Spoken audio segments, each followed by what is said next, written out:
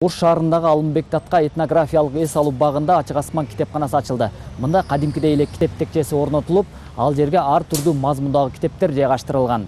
Жаштарды китеп окууга үндөгөн бул аракет кандай ишке ашты? Кезектеги материалда.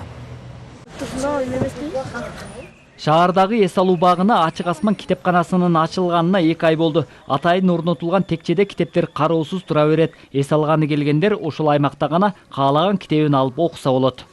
Көчөдө кароосуз калган буюмдарга тийбөө маданиятынын өркүндөтүү болуп эсептелинет.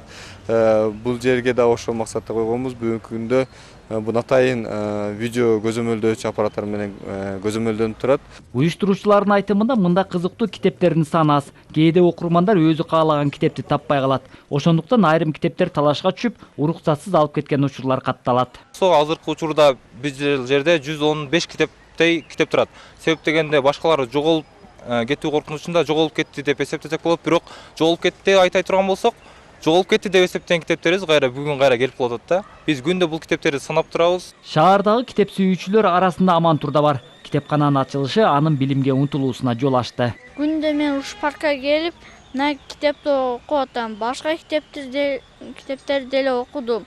Окурмандар арасында китепти окуп тим болбостон, китеп алып келип бергендер да кездешет. Алардын бири Нурила Исаева. Ачылышында келип Чыңгыз Айтматовдун 2 китебин коюп кеттим эле. Кийинки күндөрү келип карасам, баягы 2 китеп жок экен. Андан кийин үйдө жаткан бекер китеп жатпасын деп дагы 3-4 китеп алып келип койдум. Эми китеп үйдө жатса эч ким окубайт. Бул жерге алып келип койсок, элдин бардыгы окуйт. Бул дебилген ишке ашырган жаштардын инсан таануу коомдук бирикмеси демөө үрчү табылса, 7 облустун ар бирине ачуу планын түзүп жатат. Авазбек Айтиев, Жылдызбек Болотбеков, Шашын Шайымкулов, Коомдук 1 канал, Ош шаары.